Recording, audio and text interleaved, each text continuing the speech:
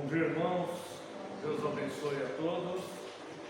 Para a convocação a este culto, convido a Santa e Amada Igreja a leitura do Salmo 11.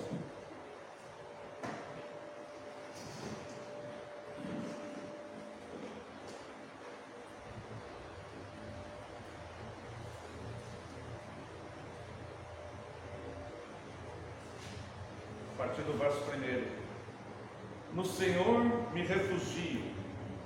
Como dizeis, pois, a minha alma: foge como pássaro para o teu monte?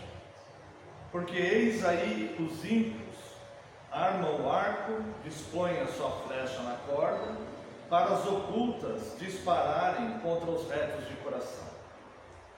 Ora, destruídos os fundamentos, que poderá fazer o justo? O Senhor está no seu santo templo. Nos céus tem o Senhor seu trono. Os seus olhos estão atentos, as suas pálpebras sondam os filhos dos homens. O Senhor põe à prova ao justo e ao ímpio, mas o que ama a violência, a sua alma o abomina. Fará chover sobre os perversos brasas de fogo e enxofre, e vento abrasador será parte do seu cálice. Porque o Senhor é justo, Ele ama a justiça. Os retos lhe contemplarão a face. Convido a Santa Amada Igreja que se coloque em pé. Louvemos a Deus com o Salmo 11.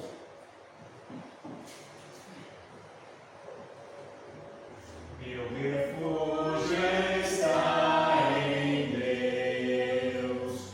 Como podes me dizer qual ave foge ao monte seu, assim fujas também? Pois eis que os ímpios vão, esteja pronto o arco à mão, para as ocultas disparar nos justos de coração. Quando há destruição, fundamentos já não são. Que pode o justo fazer então, se nesta vil condição? No templo está o Senhor, tem nos céus o trono seu.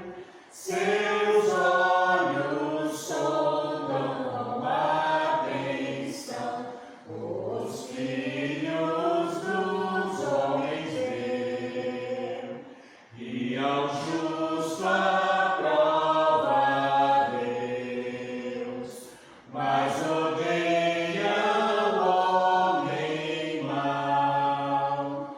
E aquele que violência faz, Deus o abomina já. Javé fará chover fogo e enxofre sobre os maus, e vento abrasador será a taça que lhes dará. Pois justo é o Senhor, Ele ama a retidão, e cada um que é justo for, a face ele verá. Pois justo É o Senhor, Ele ama a retidão, e cada um que é justo for, a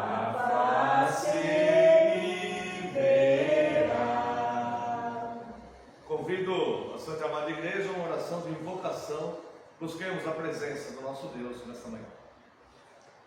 Pai eterno e santo, grandioso, Deus vivo, Senhor presente, a quem devemos toda adoração, todo respeito, toda obediência, Deus. Ao Deus misericordioso, santo, bondoso, Deus justo juiz, Deus reto, Deus preciso, provedor, Senhor que governa todas as coisas, Deus criador dos céus e da terra. Somente o Senhor, Deus, merece receber toda a nossa adoração, toda a nossa atenção, Deus, todo o nosso respeito e reverência, Pai, nós prestamos a Ti, porque somente o Senhor é Deus para ser cultuado, Deus. E a partir desse momento aqui, Deus, somente o Senhor será cultuado, homenageado, glorificado, Deus, neste culto que pretendemos prestar a Ti. Reconhecemos, Deus, que somos falhos e pecadores, lhe pedimos perdão, Deus, sinceras desculpas pelas nossas falhas e pecados, e somos extremamente gratos, Deus, pela sua instrução, pela sua correção, pela sua direção, ó Deus, pelas suas palavras, Senhor, que nos ensinam, Deus, que nos advertem, que cuida de nós, Senhor. Por isso nós te louvamos e te agradecemos. Pedimos, Senhor, pela tua graça, pelo teu favor, que envie teu Espírito Santo, Deus, para que possamos aprender a cultuá-lo corretamente, como convém, Senhor. E que nós possamos só fazer aquilo que o Senhor deseja, Deus, para que possamos cultuá-lo em espírito e em verdade. Pedimos as tuas misericórdias e rogamos a Ti, Deus, para que dirija este culto, Deus, conserve tudo da maneira que o Senhor deseja, para que seu nome seja engrandecido, Deus, seus grandes feitos sejam manifestos e que o teu Santo Espírito venha nos iluminar, ó Deus, na tua santa palavra. Receba nosso louvor, nossa adoração, nossa gratidão, nosso pedido de perdão, e que o seu nome seja engrandecido e cultuado aqui, Deus. Receba, Pai, nós lhe pedimos, segundo a tua graça, este culto que te prestaremos agora. No nome santo e poderoso de Jesus Cristo, teu Filho amado, é que oramos. Amém, Senhor, e glórias a Ti.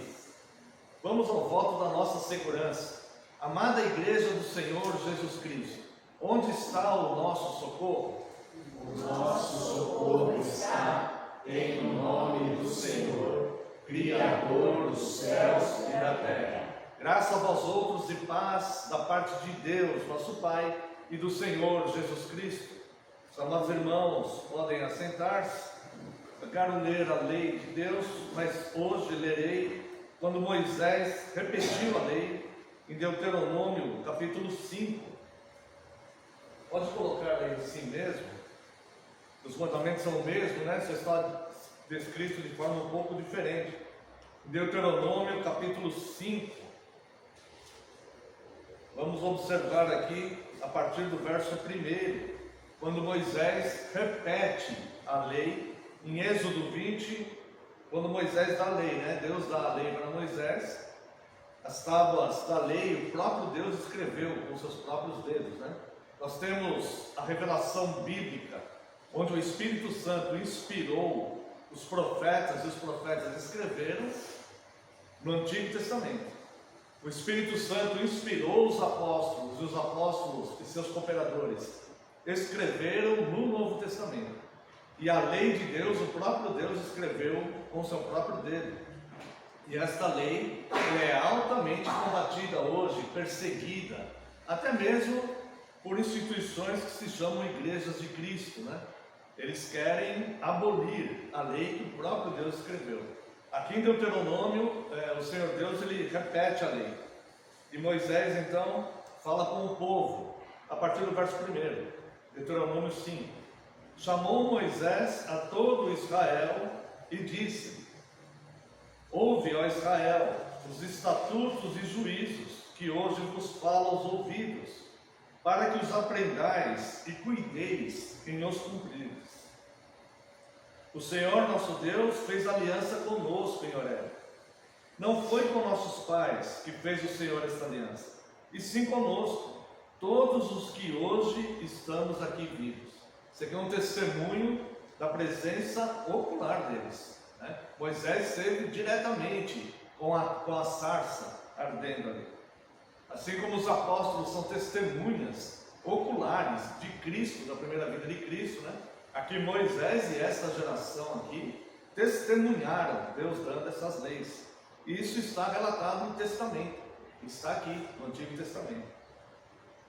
Verso 4: face a face falou o Senhor conosco, no monte, no meio do fogo.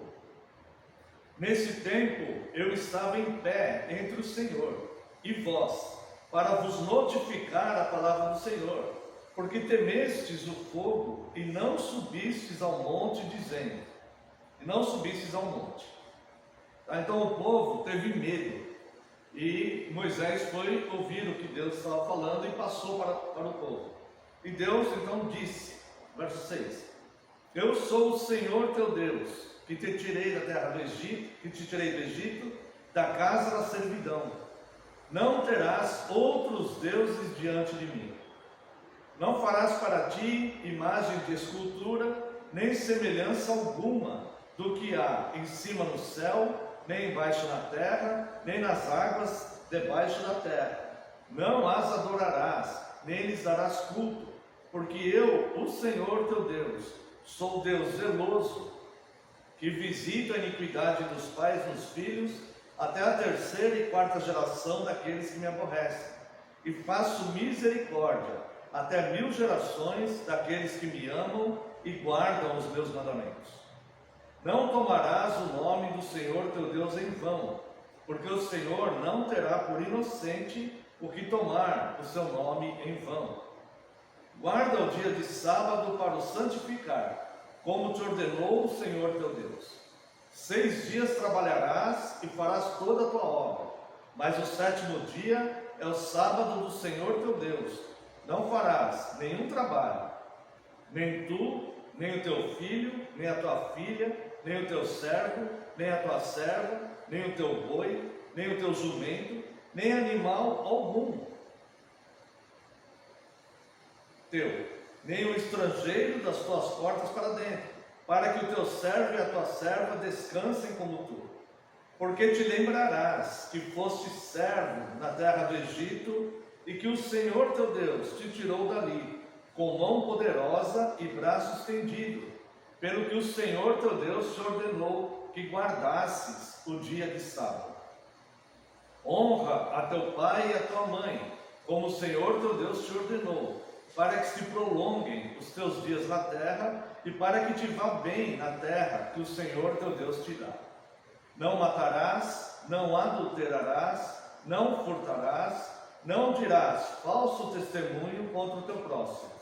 Não cobiçarás a mulher do teu próximo, não desejarás a casa do teu próximo, nem o seu campo, nem o seu servo, nem a sua serva, nem o seu boi, nem o seu jumento, nem coisa alguma que pertença ao seu próximo.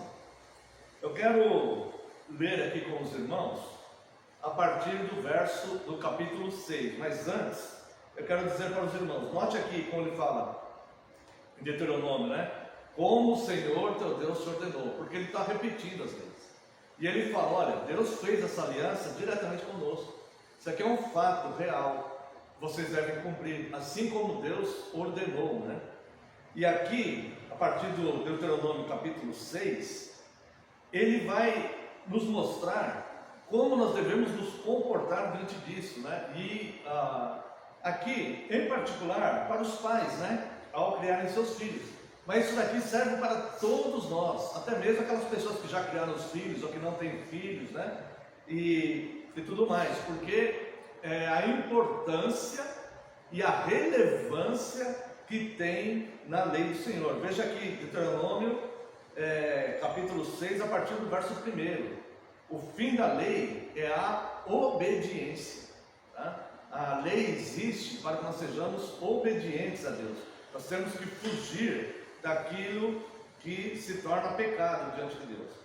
Estes, pois, são os mandamentos, os estatutos e os juízos que mandou o Senhor teu Deus, se te ensinassem para que se cumprisses na terra que passas a possuir, para que temas ao Senhor teu Deus, e guarde todos os teus estatutos e mandamentos, que eu te ordeno, tu e teu filho e o filho de teu filho, todos os dias da tua vida, e que teus dias sejam prolongados. Ouve, pois, ó Israel, e atenta em os cumprires, para que bem te suceda, e muito te multipliques na terra, que mana leite e mel, como te disse o Senhor Deus de teus pais. Ouve, Israel, o Senhor nosso Deus é o único Senhor. Amarás, pois, o Senhor teu Deus de todo o teu coração, de toda a tua alma e de toda a tua força.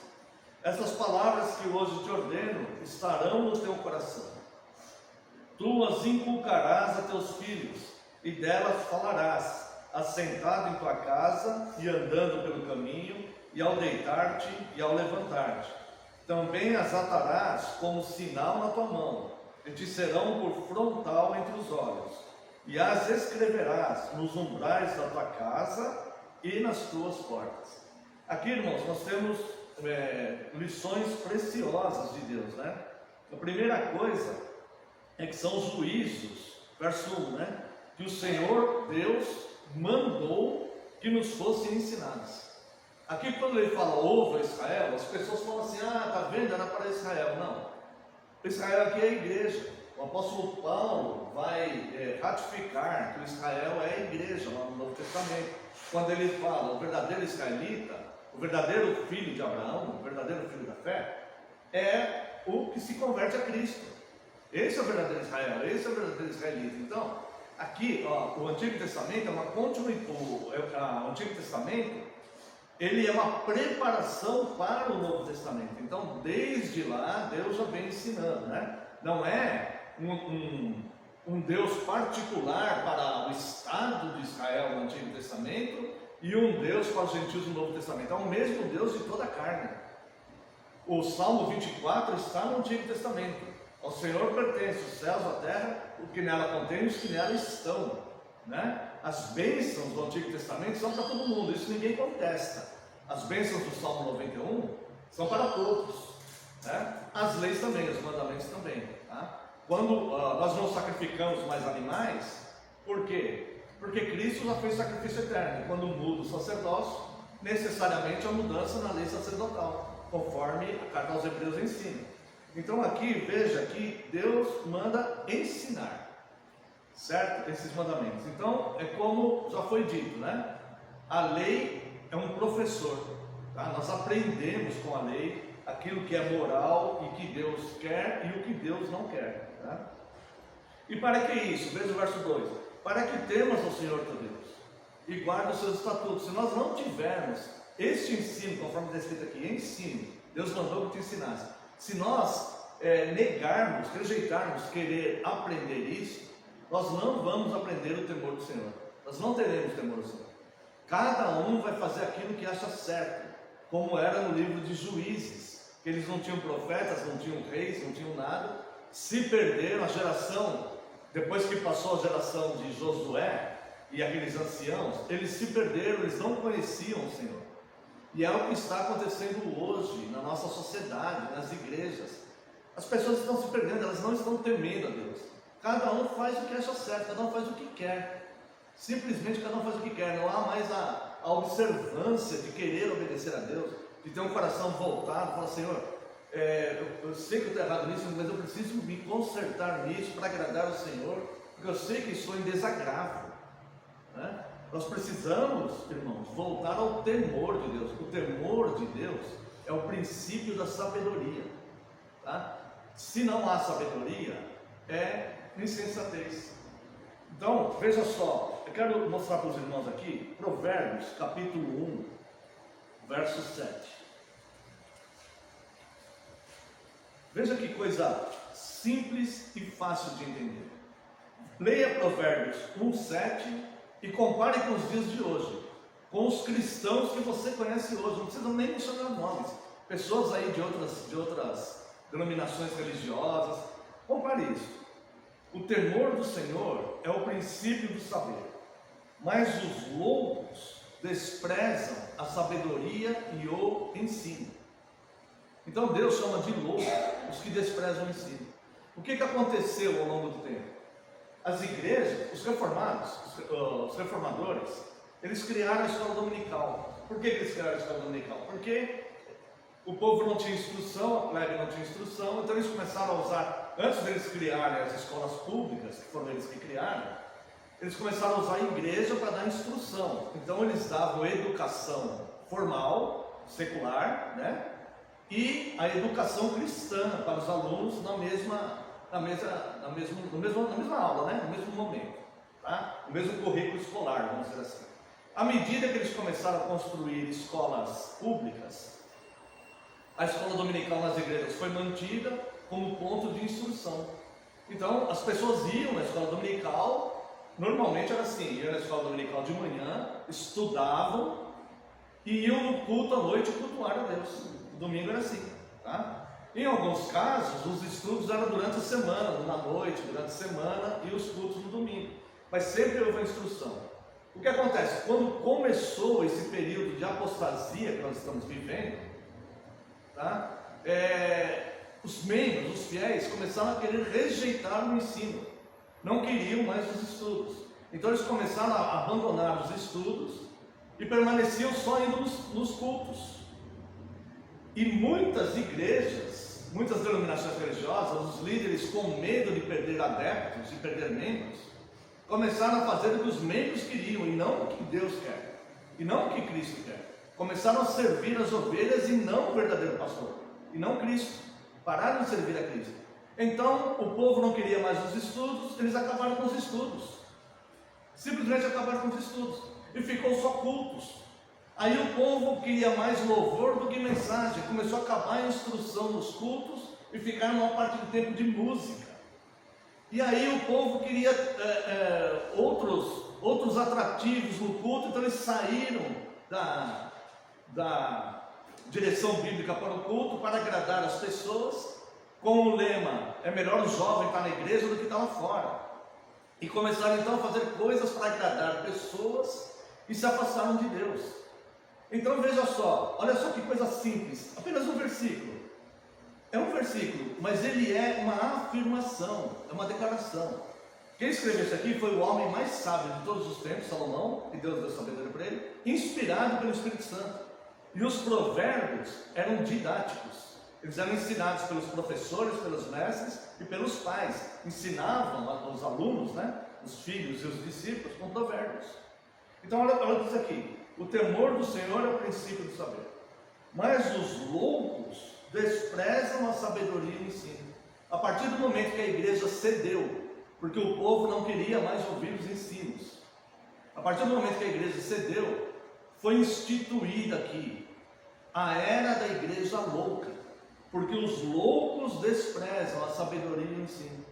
Então a igreja apostatou de Deus, para fazer a vontade das pessoas, para não perder membros, para não perder receita, para não perder o número de pessoas nos seus templos, para sempre com aquela aparência de coisa boa, para manter os jovens, para manter as pessoas felizes, para fazer o que as pessoas querem. Então, hoje, vivemos claramente, irmãos, a era da igreja louca.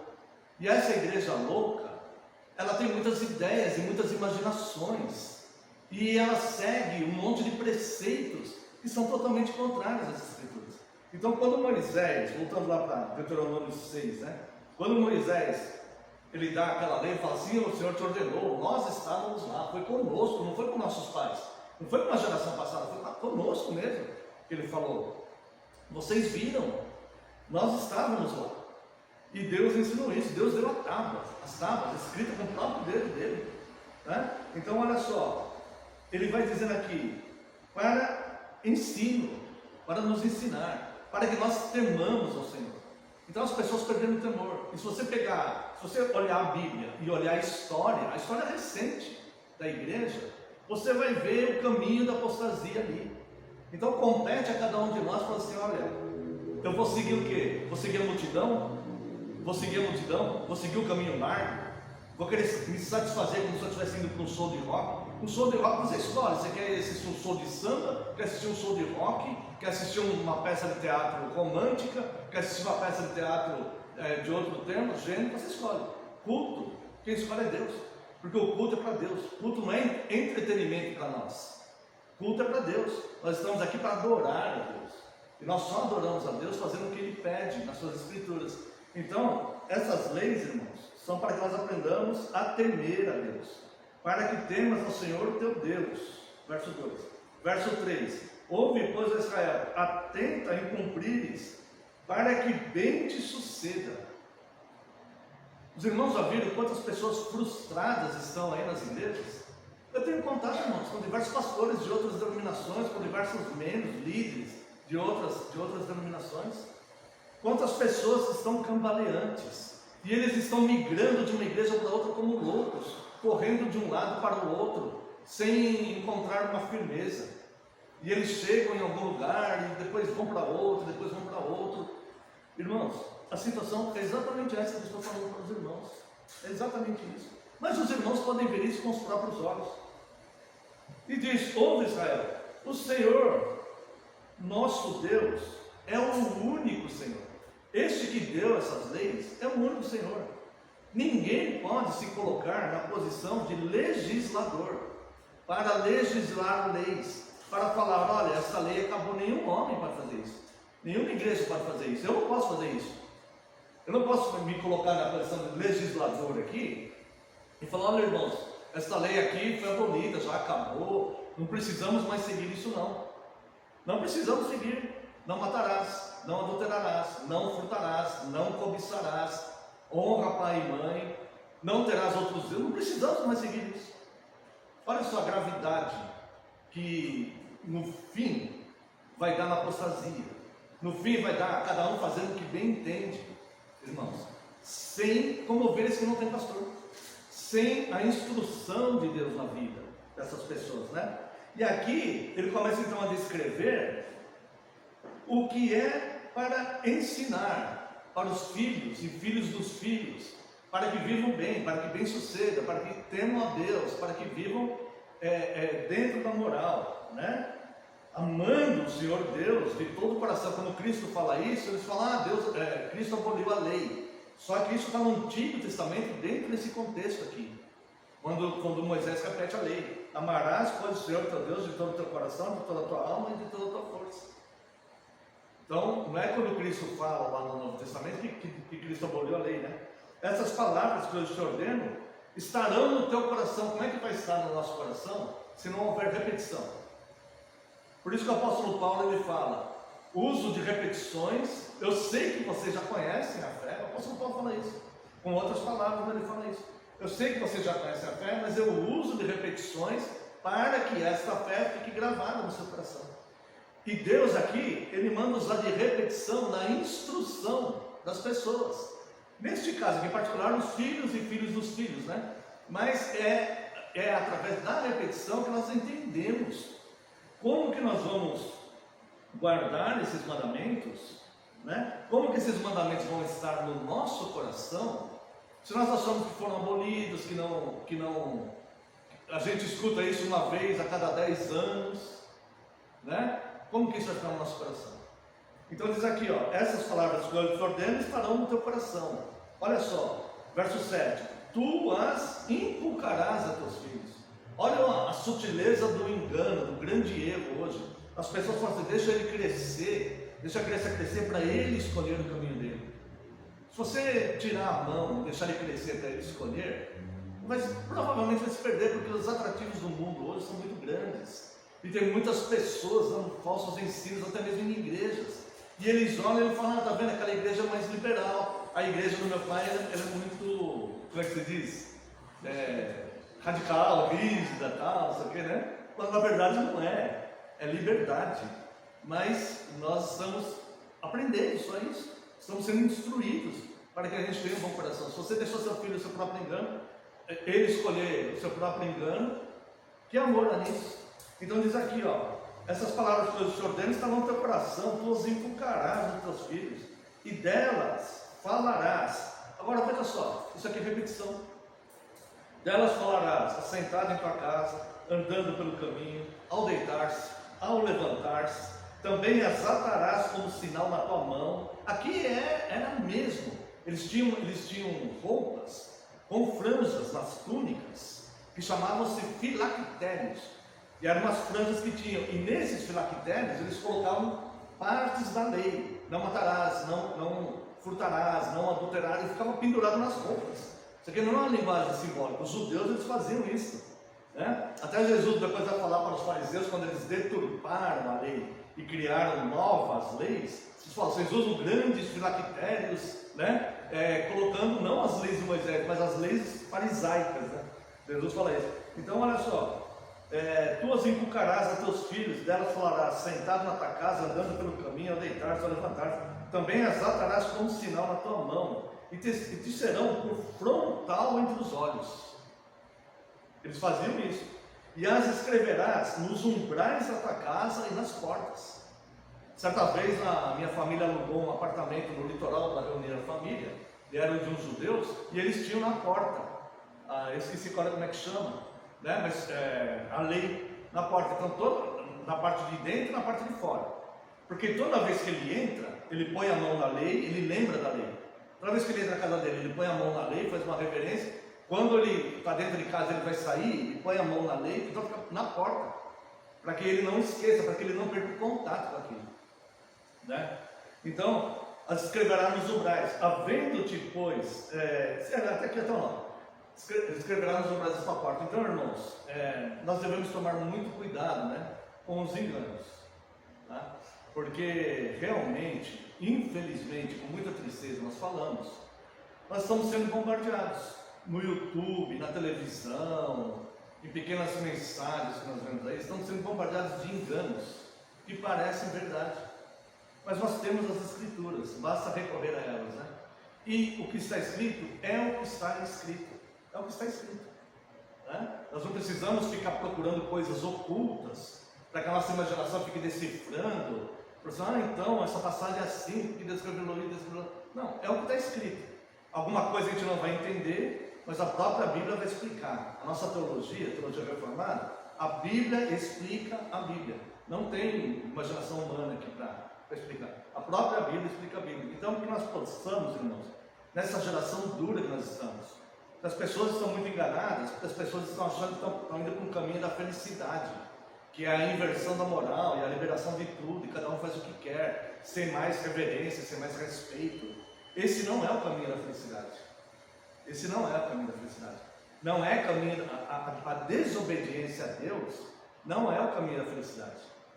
Essa é uma teologia satânica, tá? Que ensina que desobedecer ou não dar muita importância às coisas de Deus vai produzir felicidade para nós. Não falam com essas palavras, mas esse é o ensino. Então, cada um faz o que quer, abandona os estudos, né? Isso não vai produzir coisa boa. Então, que nós possamos, irmãos, aprender a cada vez mais temer a Deus e olhar essas leis. E quando nós olharmos isso, nós vamos ver muita imperfeição em nós. Muito, em todos nós seremos ofendidos pela palavra de Deus. E aí é aquele momento: não quero mais ouvir isso, quero seguir meus próprios caminhos, ou, Senhor, o Senhor está certo, me submeto ao Senhor, me ajuda, está difícil de eu vencer determinada coisa, mas o Senhor está certo e eu quero me submeter ao Senhor. E esse é o caminho da perseverança, e só vai entrar nos céus aquele que perseverar até o fim.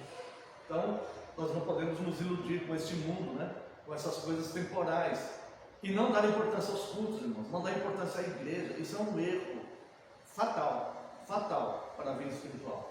Quando nós achamos que não há importância nos cultos, não há, isso é um erro fatal. Então, sejamos gratos pelos cultos, né? Pelas instruções, e que nós possamos, Deus, Ele corrige aqueles que Ele ama. Então, quando o Evangelho nos afrontar, termos gratidão a Deus. Senhor, estremeci tudo aqui. Foi duro ouvir essas palavras, foi duro ler isso. Estava lendo ali, foi duro ler, foi duro. Mas obrigado, Senhor. Obrigado, porque o Senhor repreende aqueles que Ele ama, né? Porque os insensatos, eles vão continuar aí, longe do ensino, né? Os loucos, rejeitam a sabedoria e o ensino. Mas o temor do Senhor é o princípio da sabedoria. Nós só teremos temor observando a Santa Palavra de Deus. Me prolonguei um pouquinho, mas porque todos nós, eu me incluo aqui como ovelha de Cristo, né? Todos nós precisamos ouvir isso, porque, irmãos, nesta geração é fácil desgarrar. Principalmente com muita igreja oferecendo caminho aí de felicidade aí que não vai dar em nada, né? Mas tem muito oferecendo. Então, falar, é fácil desgarrar, tá bom? Então, nós vamos fazer aqui uma oração de confissão. E se alguma vez nós perdemos o temor a Deus, né? Vamos pedir que Ele nos perdoe, né? Pedir que Ele nos perdoe, que tenha misericórdia de nós e procurar atender. Deus, Ele é amoroso, Ele é duro muitas vezes, mas Ele é amoroso. Fala, Senhor, estou me desviando dos seus caminhos, estou renegando o ensino, a instrução da sua palavra. Estou fazendo isso para seguir os meus próprios pensamentos. Me ajude a vencer essa dificuldade. Ou se porventura houver alguma outra, que Ele nos ajude também, tá bom? E se houver algum pecado não confessado, esse momento será oportuno. Convido a igreja a uma oração silenciosa, mas só confesse essas coisas se você sentir o desejo voluntário. Se você sentir o desejo mesmo, né? Não pode ser algo religioso, mecânico, da boca para fora. Se você reconhecer e falar, Senhor, realmente eu estou... Aí você confessa e pede para Ele te ajudar, né? É um Deus que conhece as nossas fraquezas, né? E nós podemos entrar confiadamente diante do altar de graças dele, tá bom? Vamos à oração silenciosa. Logo em seguida estarei fazendo uma oração audível.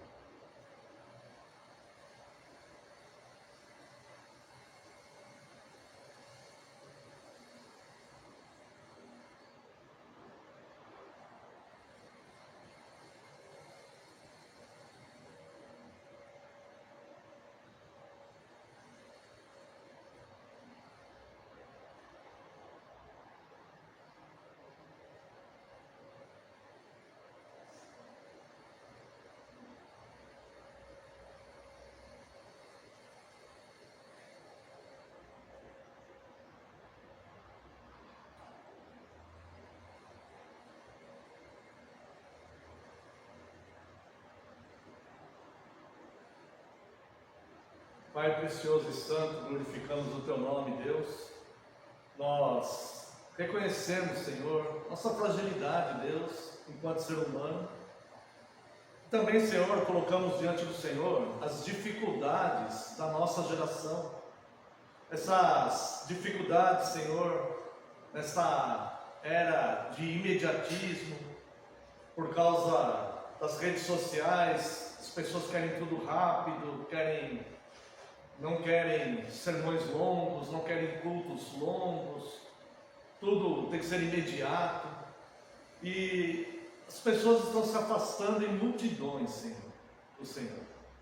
E nós apresentamos essa situação para o Senhor e lhe pedimos, Deus, com todo respeito e reverência, que o Senhor nos preserve, Deus, disso. Nós não queremos caminhar com a multidão, como uma multidão que está indo ao matadouro. Nós não queremos, Senhor. Nós queremos ter o discernimento espiritual, observar a Tua palavra, entendermos os Teus conceitos, para que possamos ter uma vida boa, agradável diante do Senhor, uma vida que nos produza paz, não as inquietações deste tempo, Senhor, não as tristezas, os temores, e toda essa turbulência que esse tempo também traz. Não queremos ser levados pelo engano dos prazeres pessoais, da autossatisfação, e nem mesmo, Deus, do engano religioso, em que muitas instituições colocam o nome de igreja, ou até mesmo igrejas que se afastaram do Senhor, estão ensinando. Também não queremos, Deus, os enganos daqueles líderes que estão em igrejas fiéis, mas eles mesmos a apostataram. Nós não queremos. Nos ajude a permanecermos na rocha que é Cristo. Nos ajude, Deus, em cada repetição sobre a Tua lei, sobre a Tua palavra, que nosso coração, Deus, se sinta seguro, observando os Teus mandamentos. Nós queremos ter o coração firme para vivermos confiantemente. Agora é fato, Deus, que nós erramos e pecamos, deslizamos, Deus, porque ainda estamos numa mente humana, num corpo humano, e por isso nós lhe pedimos sinceras desculpas. Apelamos, Deus, pelas tuas muitas misericórdias, e lhe pedimos, Deus, que tire as consequências dos nossos atos maus, e nos ajude, Deus, a não praticarmos mais esses erros, mas a vencermos essa situação e perseverarmos na fé no Senhor. Te agradecemos, Deus, porque o Senhor corrige aqueles a quem o Senhor ama. Muito obrigado por isso. E nos ajude, Deus, a perseverarmos até o fim, para estarmos juntos por toda a eternidade, Deus, vivendo na paz que o Senhor nos oferecerá, na grande alegria que o Senhor tem preparado para nós. Perdoa nossas falhas e pecados, só o Senhor pode perdoar. Se o Senhor olhar as nossas iniquidades, ninguém pode subsistir. E por isso nós lhe pedimos, Senhor, perdoa, apelamos pelas tuas misericórdias, lhe pedimos, perdoa, Deus, todo o nosso erro, todo o nosso engano, e nos ajude, Deus, a sermos hoje pessoas melhores do que fomos ontem. Obrigado pela tua graça e amor, no nome santo de Jesus oramos. Amém, Senhor, e glórias a ti. Convido a Santa e Amada Igreja para louvarmos a Deus com o Salmo 146. Durante este louvor, aquele que sentir o desejo de estar ofertando, esse momento é oportuno.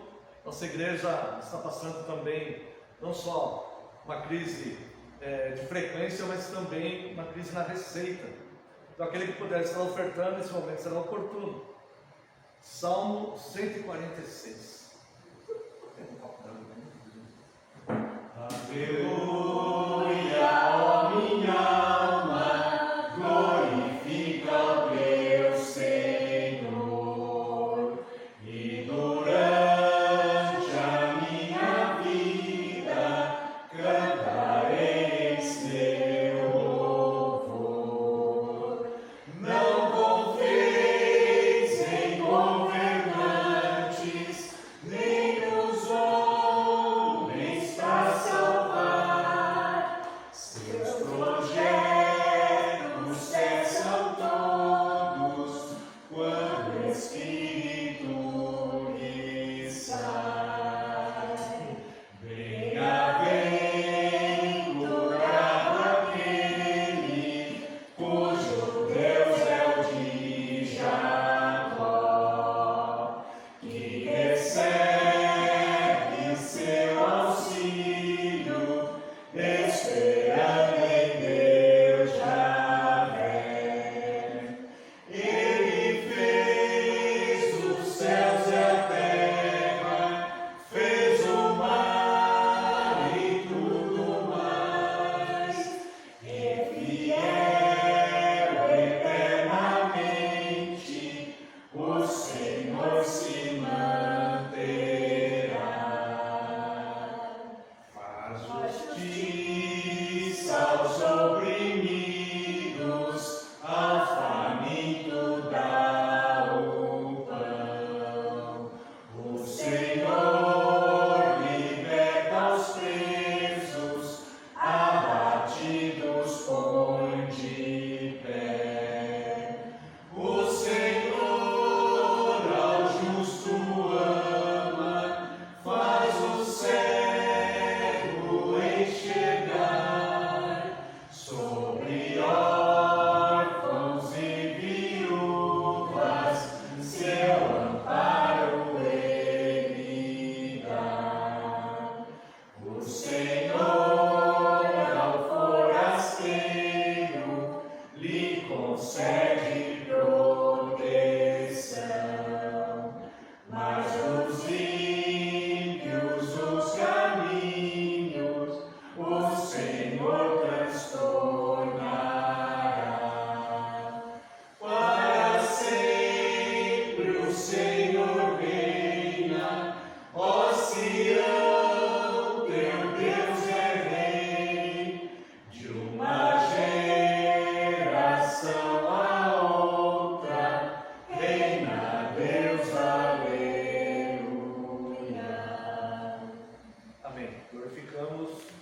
Deus. Nosso sermão de hoje é o sermão catequético. Então, convido a amada igreja à leitura do Dia do Senhor 13 e logo em seguida o tema do sermão. Nós estamos no catecismo estudando o credo apostólico e estamos na parte do credo apostólico que é a cristologia, né?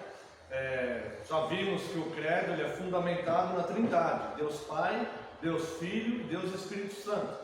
E estamos estudando já alguns domingos, a maior parte, que é sobre Cristo, que é a cristologia.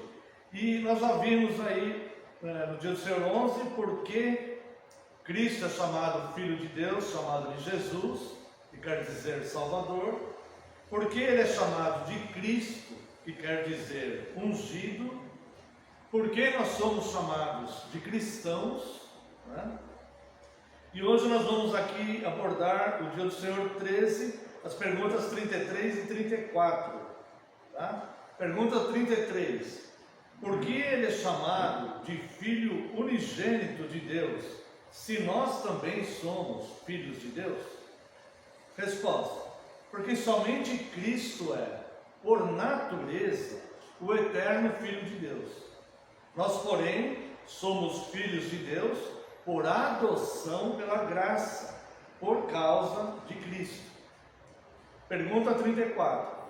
Por que você o chama de nosso Senhor? Resposta.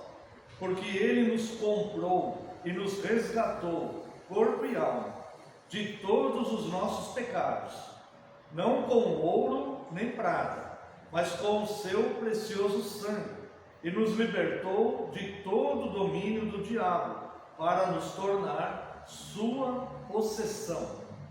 Agora quero convidar a Santa e Amada Igreja para a leitura no Evangelho de Lucas, capítulo 9, onde nós leremos a partir do verso 18.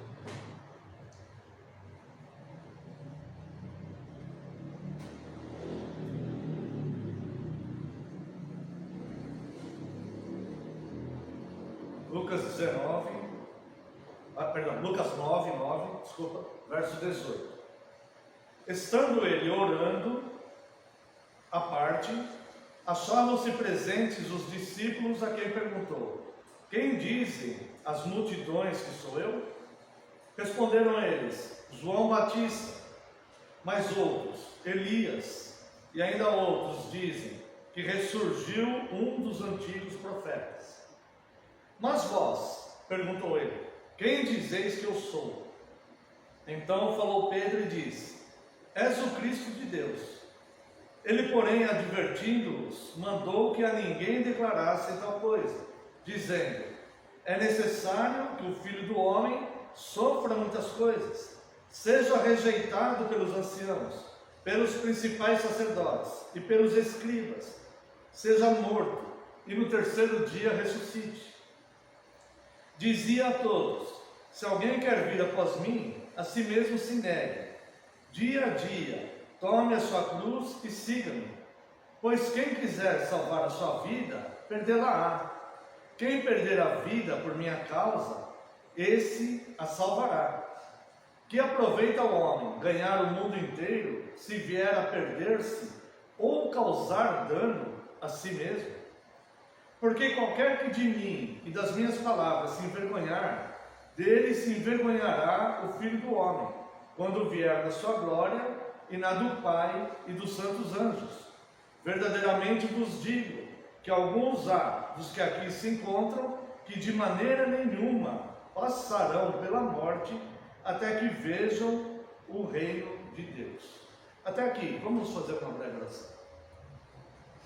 Pai glorioso, eterno, santo, Deus de infinitas misericórdias, Deus que nos ama, muito obrigado, Senhor.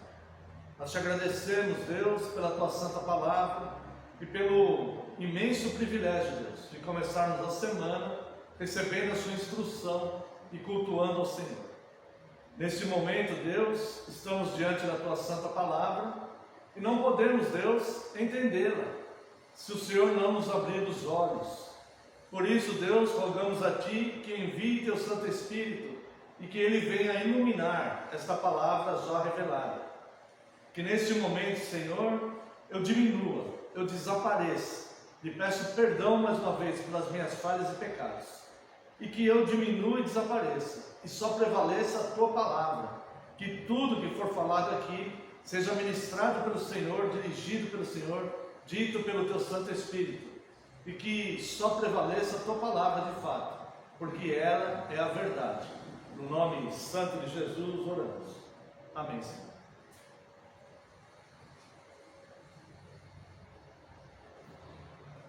Amada Igreja do Senhor Jesus Cristo, venho vos proclamar Cristo, o ungido de Deus. Cristo certa vez perguntou para Pedro: você me ama mais do que os outros?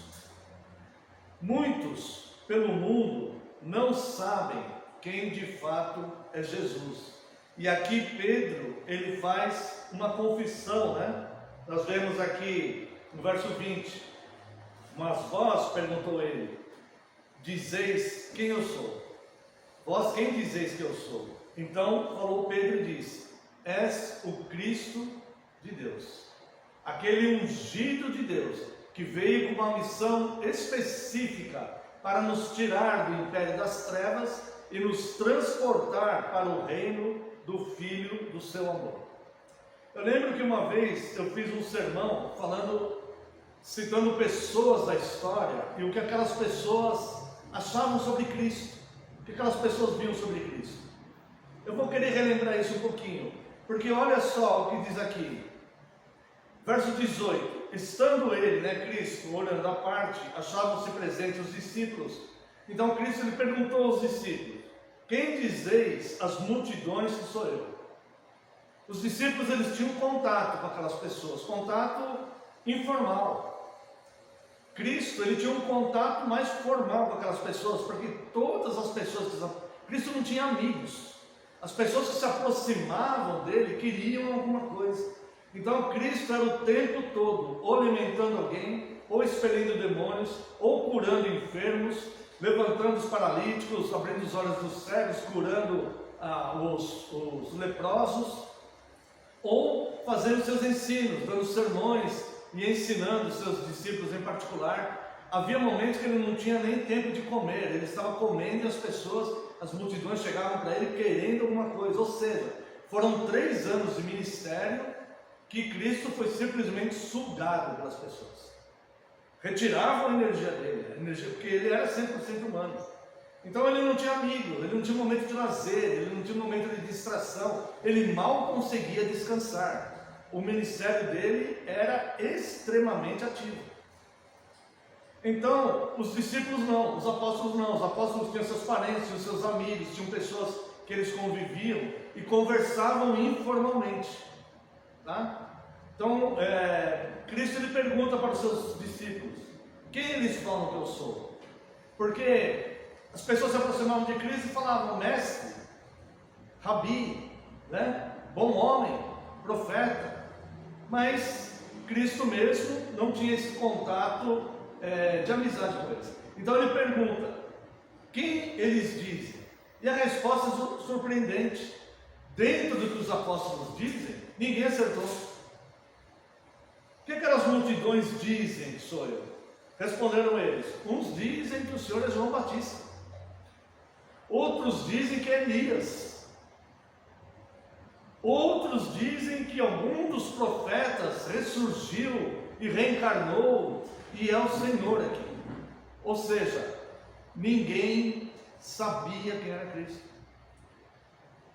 E eu vou dizer uma coisa para os irmãos: hoje, século 21, nada mudou. Quando ele pergunta para os discípulos: vocês, quem dizem que eu sou? Pedro acerta: o Senhor é o ungido de Deus. As multidões não sabiam que era Cristo, somente os discípulos, ou seja, aqueles que aprendiam diretamente de Cristo, sabiam. Estamos no século 21, a situação não mudou, as pessoas não sabem quem é Cristo, somente os discípulos, aqueles que estão aprendendo as instruções de Deus, sabem quem é Cristo. As pessoas não sabem. E naquele sermão antigo que eu mencionei com os irmãos, eu selecionei algumas celebridades da história que se referiram de alguma maneira a Cristo e o que eles achavam de Cristo, quem eles pensavam ser Cristo. Napoleão Bonaparte achava que Cristo era um revolucionário, que fez uma revolução sem pegar em armas. Bakunin achava que Cristo era um anarquista, que queria viver fora do regime romano das cerimônias da religião judaica e do braço de ferro do regime romano. Bakunin achava que Cristo ele era um anarquista. Jimi Hendrix, que foi considerado o maior guitarrista de todos os tempos, achava que Cristo era um hippie.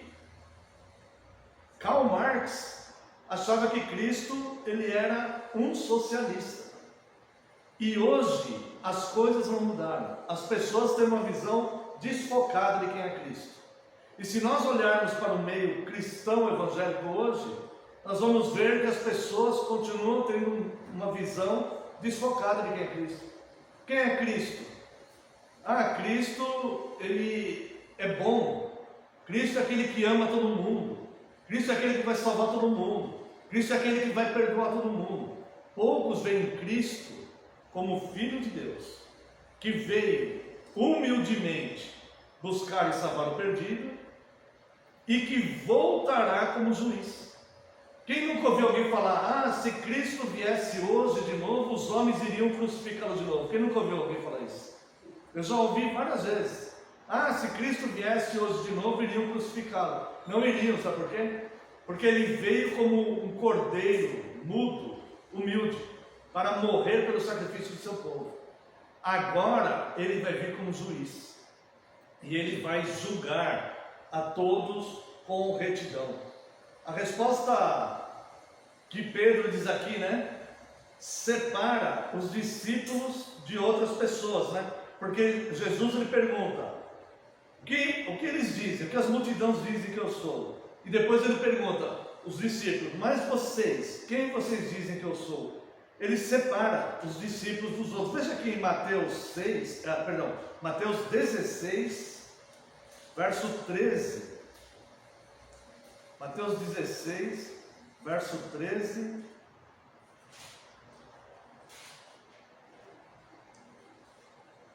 Em diante. Indo Jesus para os lados de Cesareia de Filipe, perguntou aos seus discípulos, quem diz o povo ser o Filho do Homem? E eles responderam, uns diziam João Batista, outros Elias, outros Jeremias, ou algum dos profetas.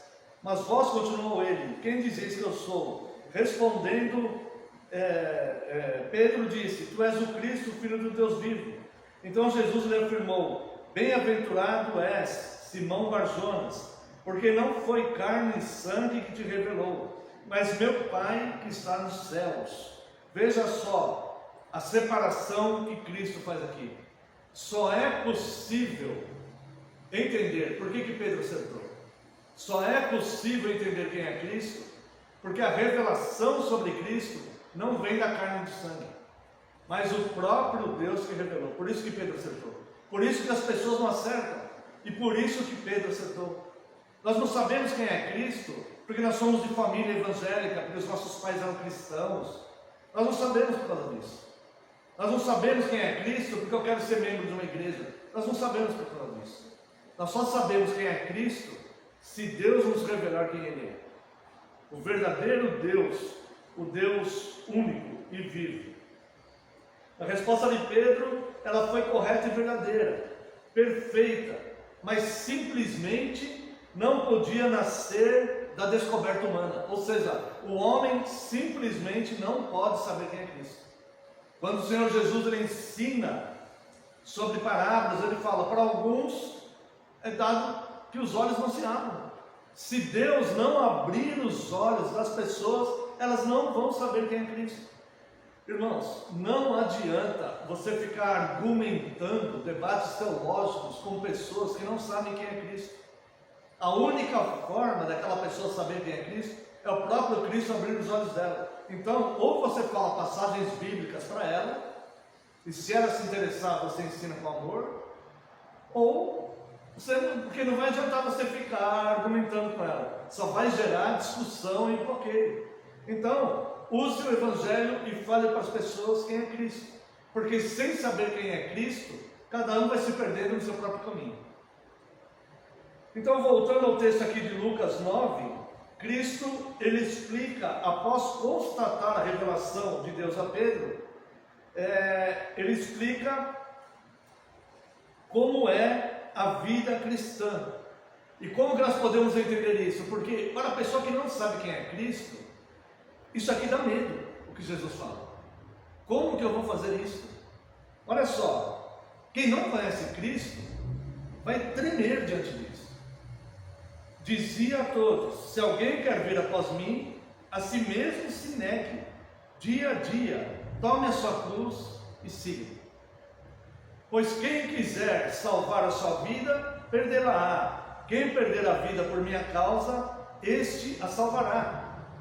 Que aproveita o homem ganhar o mundo inteiro, se vier a perder-se, ou se causar dano a si mesmo. Olha só, que coisa interessante.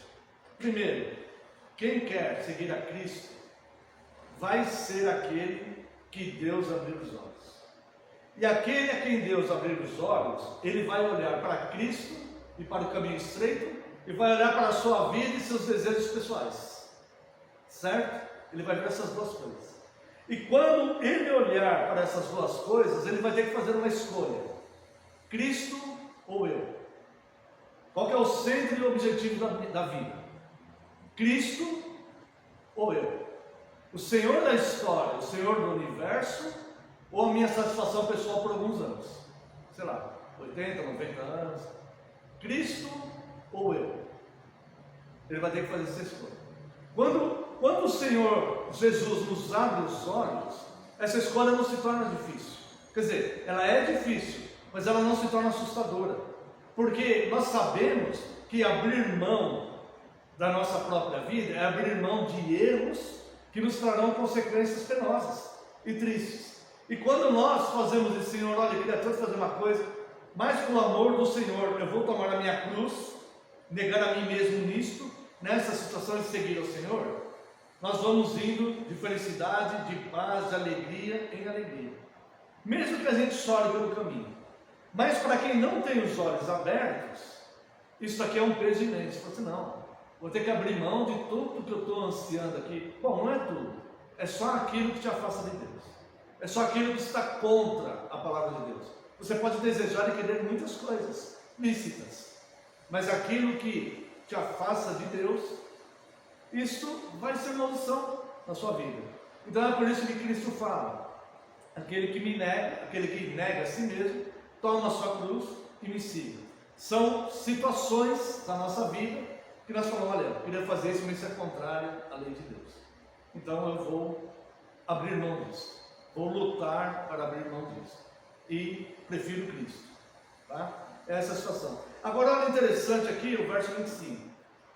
Jesus se refere a dois grupos de pessoas aqui no verso 25: que aproveita o homem ganhar o mundo inteiro, se vier a perder-se. Está falando de quem aqui? Dos réprobos, daqueles que os olhos espirituais não foram abertos, que eles não sabem quem é Cristo. Eles não sabem, porque eles vão se perder, certo? Que adianta o homem ganhar o mundo inteiro, se vier a perder-se? Está falando da multidão dos condenados, daqueles que vão se perder. É uma péssima escolha que eles estão fazendo, tá? Mas está falando daqueles que não foram abertos os olhos deles. Eles não querem abrir mão de Cristo, da própria vida, para seguir a Cristo. Mas, irmãos, olha que interessante aqui o verso 25. Tem um ou aí, não tem? Tem um ou. Tá? Aqui vai fazer uma separação de classe de pessoas. A primeira classe de pessoas é aquele que não tem os olhos espirituais abertos e que vai se perder. Está claro aqui no texto. Que aproveita o homem ganhar o mundo inteiro se vier a perder-se. Ou, aqui outro grupo de pessoas. Que aproveita o homem ganhar o mundo inteiro se vier a causar dano a si mesmo.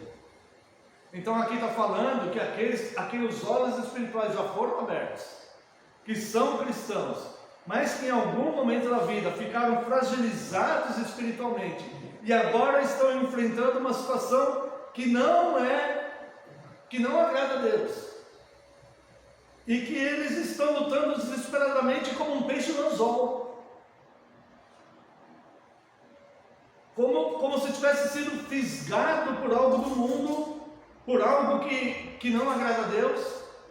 Ele está lá feliz no mar, com o cardume dele, de repente ele vê uma delícia, algo que chamou a atenção dele, algo que despontou os olhos dele, mas ele não se preocupou em pensar se havia um anzol dentro da delícia, e ele simplesmente foi lá e mordeu a delícia, sem sequer imaginar que tinha um anzol lá dentro.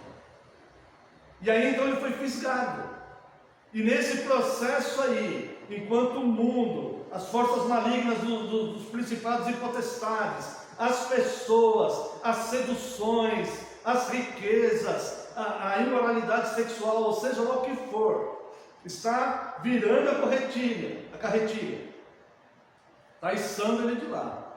Falta pouco para ele perder o que o mantém vivo, que é a respiração dele dentro do mar, dentro de Cristo, dentro das coisas de Deus. Está faltando um pouco para ele perder a respiração dele. Então ele está naquele anzol e ele está se debatendo. Aqui vai dizer que aproveita o homem ganhar o mundo inteiro se vier a perder a sua alma. Aí é aquele que é facilmente pescado pelo mundo, tranquilamente, ou causar dano a si mesmo. Eu vou dizer, irmãos, muitos de nós está sendo pescado porque viu uma delícia, mordeu e tinha um anzol lá dentro. E nós estamos naquele processo, muitos de nós, está naquele processo em que essas seduções todas aí, esses fascínios, estão virando ali a carretilha, e estamos a pouco para sair. Vamos clamar a Deus que nos livre desse anzol. Mas como sairemos desse anzol? Machucados. Estamos causando dano a nós mesmos. Quando um peixe, ele morde a isca com vontade, aquele anzol penetra nele. Se o pescador tirar o anzol e colocar ele lá, tá bom, ele pode não morrer, ele vai continuar vivendo, mas ele foi gravemente ferido, sofreu dor. E eu não tenho a menor ideia, porque eu não sou veterinário, nem entendo nada de pescaria, não tenho a menor ideia de quanto tempo aquele peixinho no mar vai demorar para cicatrizar aquilo. Não tenho a menor noção disso. Se ele vai conseguir comer normal, se aquilo vai debilitar ele mais um pouco ainda, antes da cura total. Não tenho noção nenhuma disso. Nem sei como é que peixe se sente dor, se não sente, como é que é nervo de peixe, não sei. Estou falando uma metáfora. Estou falando de nós, seres humanos, que viram a delícia. Estou falando de cristãos, pessoas que Cristo, por amor e misericórdia, já abriu os olhos espirituais há muito tempo, mas que por algum motivo se fragilizaram, ou algo aconteceu e essas pessoas acabaram não resistindo à delícia e não ponderaram se haveria a possibilidade de ter um anzol ali ou não. E pessoas que estão sendo içadas. Então, irmãos, Cristo, ele vai falar de dois grupos de pessoas. Um está irremediavelmente perdido. Ele nem se importa com isso, ele está sendo pescado e içado, mas ele ainda está preocupado ele está sentindo o anzol, mas ele ainda está preocupado em usufruir da delícia, que ainda tem um restinho no anzol, enquanto ele sai do mar. Esse aí está irremediavelmente perdido, sem consciência exata do que está passando com ele. Mas muitos de nós também estão sendo içados ali. E podemos clamar: Senhor, me livra desse anzol. Podemos clamar isso. E Ele vai nos livrar, eu creio. Ele vai nos livrar. Mas podemos sair dali machucados. Então Cristo fala: ou perder-se, ou causar danos a si mesmo.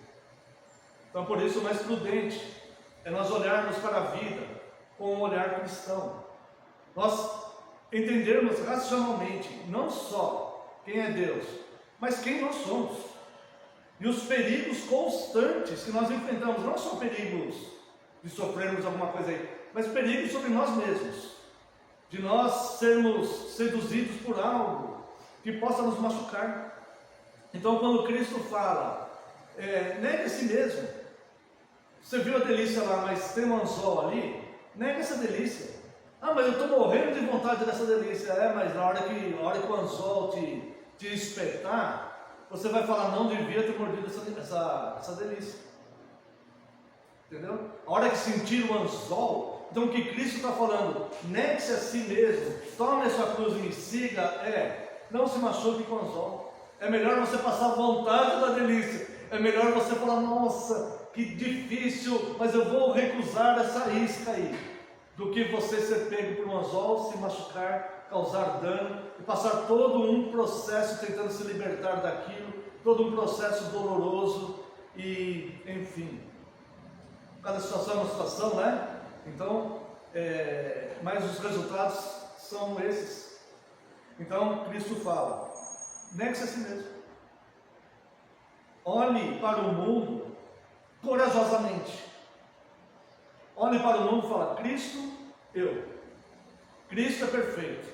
Eu sou vulnerável. Hoje eu quero isso, amanhã eu quero aquilo. As coisas que um homem de 40 anos quer hoje, é muito diferente das coisas que ele queria quando ele tinha 20 anos. Quando ele tinha 20 anos, ele desejava tanto. Quando ele chega a ter 40, ele fala, nossa, aquilo para mim não tem importância nenhuma disso. Quando ele tinha 10 anos, ele queria tanto um brinquedo, que agora com 40 ele fala, não, né? Eu quase morri porque eu queria aquele brinquedo, isso não tem importância nenhuma isso para mim. Então, irmãos, Cristo como governador da nossa vida, como príncipe da paz, como governante da paz, Ele conhece as nossas fraquezas e Ele sabe o que é bom, Ele sabe como nos preservar de tudo. Então, nós estamos expostos a cair nessas delícias aí, com anzol dentro. Estamos, com certeza estamos. Mas se nós tivermos um contato mais contínuo com o ungido de Deus, aquele que Cristo mandou, o Jesus, o dia do Senhor 13, se nós tivermos um contato mais próximo com Ele, de devocional, de Bíblia mesmo, de comunhão, de cultos presenciais, de estarmos aqui, nós teremos mais forças para evitarmos as delícias, porque nós vamos estar aprendendo dele.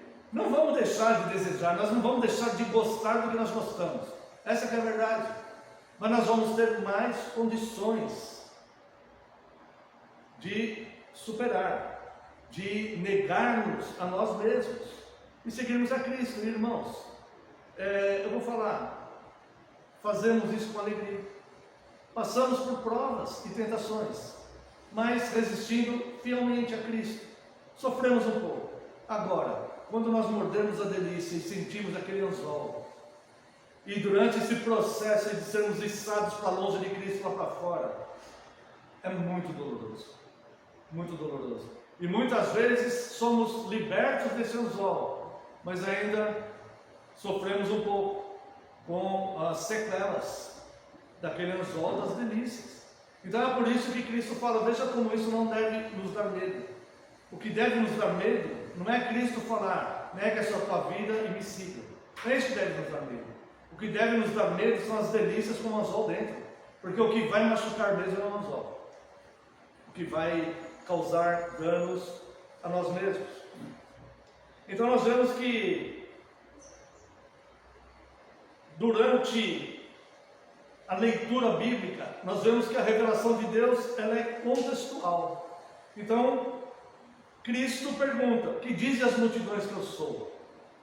Nós vimos algumas celebridades aí do mundo, dizendo coisas que Cristo não é. Cristo não é um hippie, Cristo não é um anarquista, Cristo não é um socialista, Cristo não é um revolucionário. Ele é o próprio Deus que se fez homem, que veio buscar essa alma perdida, e sabe o que está falando, e sabe ensinar o caminho da salvação, e sabe ensinar o caminho de uma vida de paz e prosperidade. É isso que nós estamos falando. O próprio Filho de Deus, o ungido de Deus, que veio. Mas assim como essas celebridades não sabiam que era Cristo, como a igreja de hoje muitas vezes não sabe quem é Cristo. Fala um Jesus que te ama, um Jesus bonzinho de tudo, que vai passar a mão na sua cabeça, não importa o que você faça. Não te fala não só. Não fala resposta. Só fala de um Deus bonzinho, que vai te servir. Assim como a Bíblia ela é contextual, nós aprendemos que nós devemos negar nossa própria vida para seguir a Cristo. E isto vai implicar em 3 cuidados. O primeiro, eu quero analisar aqui com os irmãos, de forma bem breve mesmo, em 1 Timóteo, capítulo 4, verso 16. Tem cuidado de ti mesmo e da doutrina. Continua nesses deveres, porque fazendo assim salvarás tanto a ti mesmo como aos teus ouvintes. A primeira coisa que implica nesse negócio de negar a nossa vida para seguir a Cristo, para evitarmos o doloroso anzol que está escondido no meio da delícia, é cuidar de nós mesmos. Irmãos, abaixo de Deus, isso está em primeiro lugar. Sabe por quê? Porque se você não cuidar de você mesmo, você não será forte o suficiente para cuidar dos que estão ao teu redor.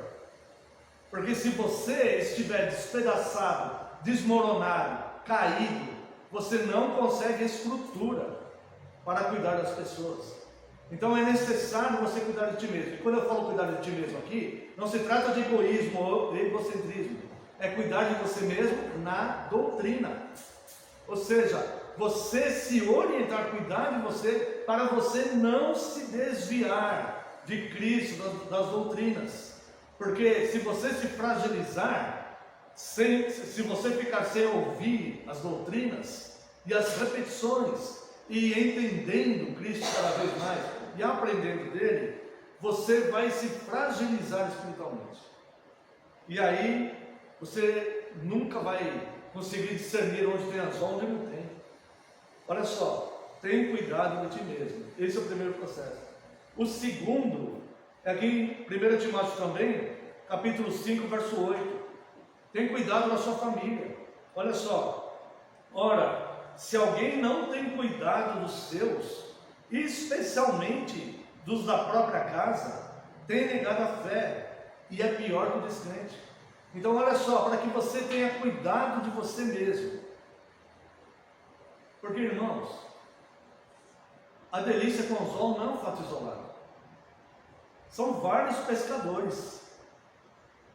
Tem pescadores que é de pescador por esporte, por lazer, distração. Tem pescador que é pescador profissional. Tem pescador que precisa pescar, está trabalhando. São vários anzóis e uma infinidade de delícias. Quanto mais o tempo passa, mais delícias aparecem. Só que a gente precisa continuar se alimentando. Então a gente precisa ver aqui, ó. Cuida de ti mesmo e da doutrina.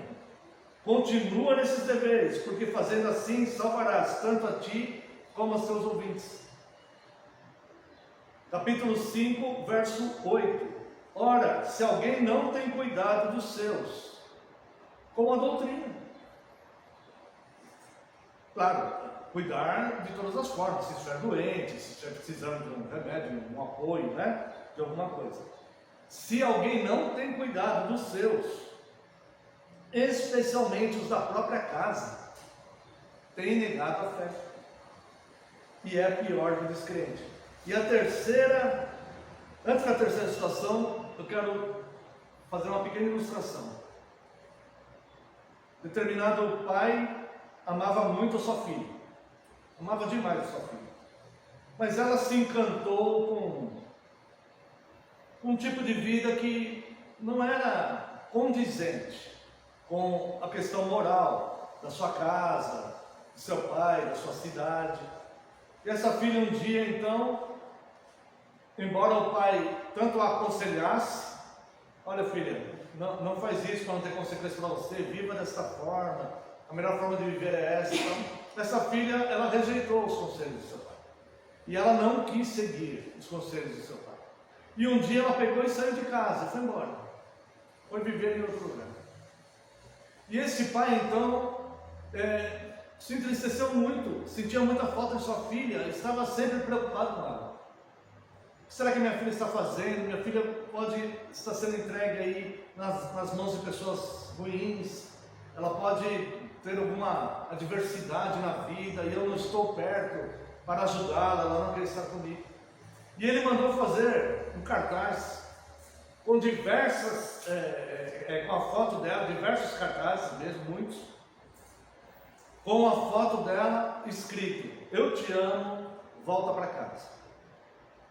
E ele contratou pessoas para que distribuísse aquilo o mais longe onde ele podia, desde saindo da sua cidade, distribuiu aquilo para tudo que era lugar. E aquela filha já era agora uma mulher mais vivida, praticamente uma senhora já, mas com a sua vida totalmente destruída. Estava num bar ali um dia e ela viu um cartaz com a foto dela, de quando ela era jovem, de quando ela saiu de casa, bonita. E ela lê aquele cartaz e ela olha aquele cartaz e vê: eu te amo, volta para casa. E ela, quando ela lê aquilo, ela falou: nossa, será que meu pai está vivo ainda? Será que minha casa ainda está lá? E bate uma saudade tremenda da casa, e bate um arrependimento. E ela fala: puxa, eu não devia ter saído da casa dos meus pais, eu não devia ter abandonado meu pai daquele jeito. E ela fala: eu vou ver como é que está meu pai, ele já deve ter morrido. E ela vai e volta para aquela cidade. Chega à noite, ela percebe que a porta está aberta, mas não destrancada, a porta está aberta, aberta. E ela fala: meu Deus, invadiram a casa do meu pai, a porta aqui está aberta. E ela entra, olha, não tem ninguém, ela sobe para o quarto e o pai está velhinho, deitado na cama. Ela fala: pai, você está bem? E o pai abraça ela, e os dois choram. Ela fala: pai, o que aconteceu? Você esqueceu de fechar as portas? É perigoso. E o pai fala: não, filho, desde o dia que você se foi, essa porta está aberta. Eu nunca mais fechei essa porta, desde o dia que você se foi. E sempre na esperança de você voltar. Deus é assim conosco. E é por isso que eu falo que Ele vai nos livrar do anzol, cada um de nós que caiu no anzol. Porque a porta está aberta. Enquanto nós não somos totalmente retirados do mar, a porta está aberta. Causou dano, mas a porta está aberta. Então, cuida de ti mesmo, cuida da tua família. E finalmente, João capítulo 21, um texto que nós abordamos num sermão recente. João capítulo 21, verso 15. Depois de terem comido, perguntou Jesus a Simão Pedro, aquele mesmo que disse: tu és o Cristo, ungido de Deus.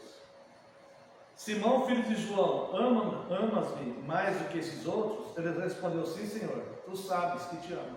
E ele lhe disse: apacenta os meus cordeiros, apacenta as minhas ovelhas.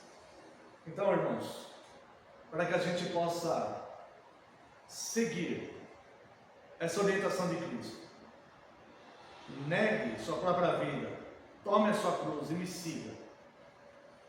3 cuidados que nós devemos ter, que vai nos fazer passar por isso com suavidade.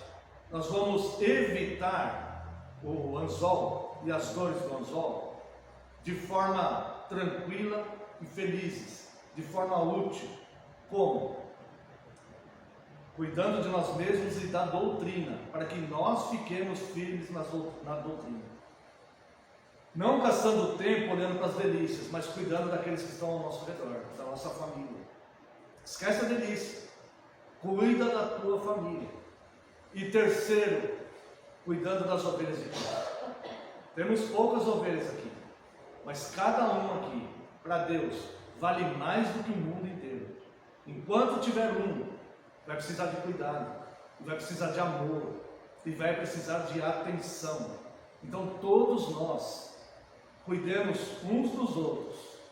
Cuida de ti mesmo e da doutrina, para você ficar firme, estruturado, porque senão você é o primeiro a cair. Por mais forte que você pense que seja, é o primeiro a cair.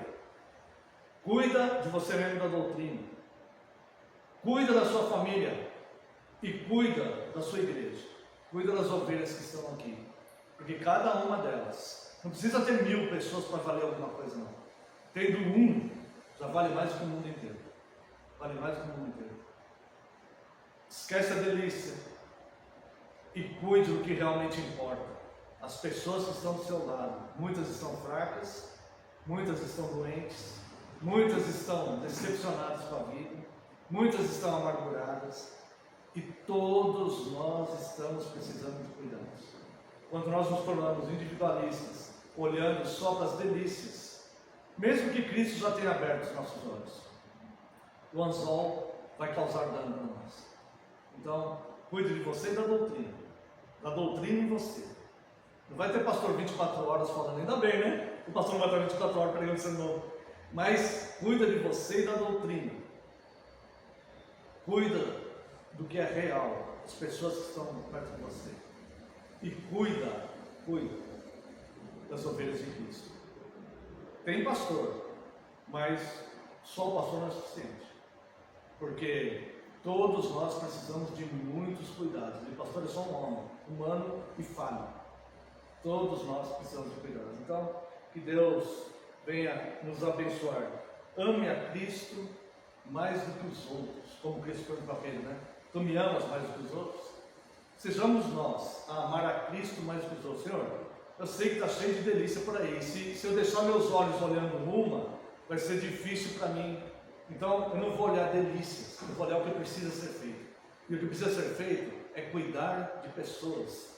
Então, negue sua vida, tome sua cruz, cuide de pessoas com amor, sirva a Cristo, e você vai ser muito mais feliz do que aquele que escolheu a delícia e está pendurado agora no anzol. Que Deus abençoe sua vida.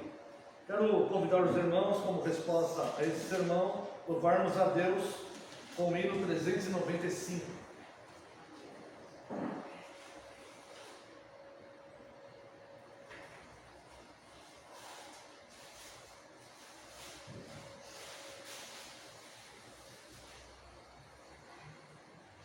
Levado contigo o nome de Jesus o Salvador, este nome da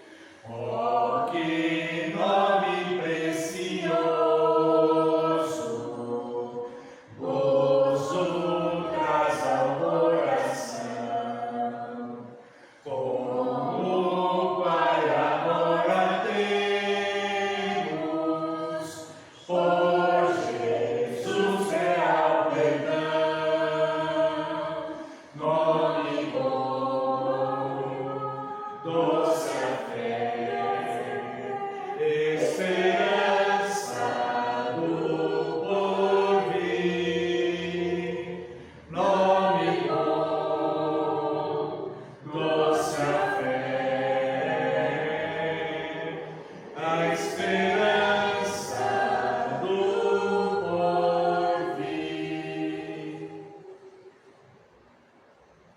Convido os irmãos que se coloquem em pé. Vamos a uma oração de encerramento. Após a oração, a bênção.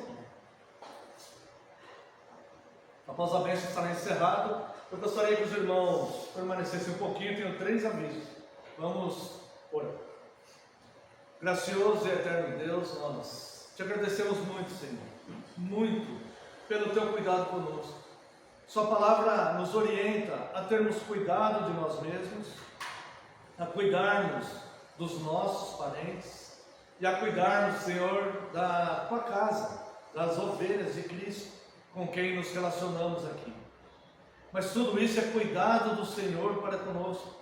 Como diz a sua palavra, Deus, lancemos sobre o Senhor toda a nossa ansiedade, porque o Senhor tem cuidado de nós. E nós te agradecemos profundamente, Senhor. Muito obrigado. Muito obrigado por ter cuidado de nós. Muito obrigado porque as delícias e os anzóis, eles estão aí por toda parte. E muitos estão sendo fisgados. E a sua palavra vem nos orientar, ó Deus, para termos cuidado. E o Senhor certamente nos preservará, como diz a sua palavra aqui, Deus. Não adianta ganharmos o mundo inteiro e perdermos a alma ou causar danos a nós mesmos. Por isso, Senhor, nós te agradecemos, porque o Senhor nos preserva, nos ajuda a nos preservar. Senhor, que nunca esqueçamos de cuidar de nós mesmos e da doutrina, de cuidarmos das pessoas da nossa casa e de cuidarmos das pessoas da nossa igreja. Despeça-nos em segurança, Deus, dê-nos um domingo de paz, de tranquilidade, na tua santa presença. Estrutura em nós, Deus, a tua vontade, o teu pensamento, nos dê clareza, Deus, para entendermos a tua vontade, os teus cuidados, onde estão os perigos e a forma de viver em paz e segurança. Que nunca deixemos de ler a tua santa palavra, que nunca abandonemos a comunhão dos cultos, porque é aqui que o Senhor nos instrui. Muito obrigado pela tua graça e amor.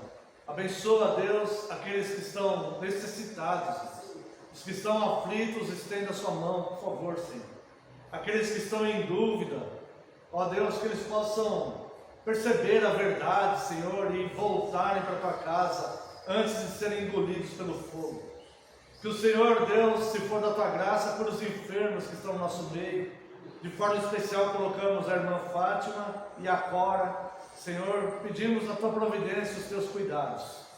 Senhor, pedimos que o Senhor abençoe as decisões que essa igreja irá tomar, se assim o Senhor permitir, na próxima semana.